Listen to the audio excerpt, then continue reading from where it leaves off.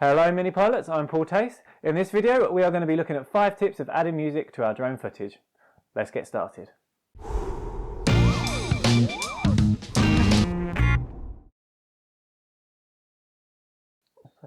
Tip number 1 is going to be making sure you choose the right music for your footage. Now this is quite an obvious one to point out, but I see quite a lot of videos where the music quite often doesn't match to the mood of the footage. So what I do is I go through and I look through my video whilst going through different music options and I see which one fits best that way. Just to show you, if you get the music completely wrong, it can really ruin the footage. So here, if I've got this piece of footage here,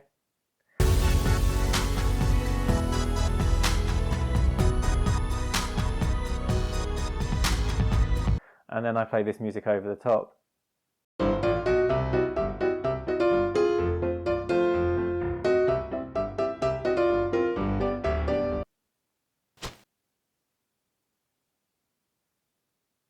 So I shouldn't need to say any more. Make sure you've got the right music.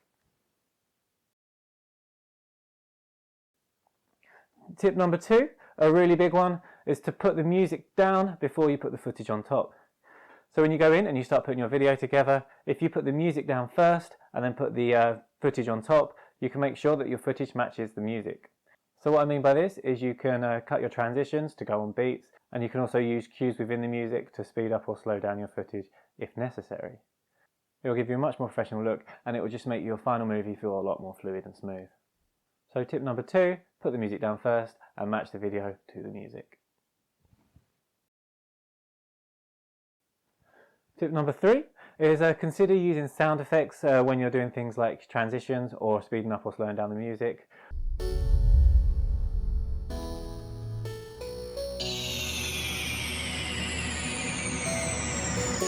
So by doing this, it can really pull you into the film and it will make your film a lot more immersive. Tip number 4 is to use your software to make sure you've got the sound at the right volume. Now, if you go into any editing software, when you look at the volume of the piece, you'll usually see a level of bars and you'll have a green, yellow and red. So for background music, you usually want the volume to be within the green bars.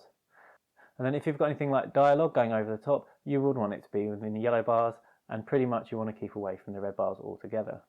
However, if you haven't got any vocals in your video, I'd recommend putting the background footage into the yellow bars of volume. What I'll also say is if you do have vocals coming in and out, you can always drop the music when the vocals come in and then push it back up when the vocals come out. Tip number 5 is going to be to make sure the music finishes in an appropriate place. Now to do this, you can just cut the end of your track off and then just lower the sound slightly so it just naturally goes down and finishes. However, what I like to do is find the final bar of music and then find a place where that bar will fit into the rest of the music, so I can go along and scan and listen to make sure the 2 clips can join up nicely.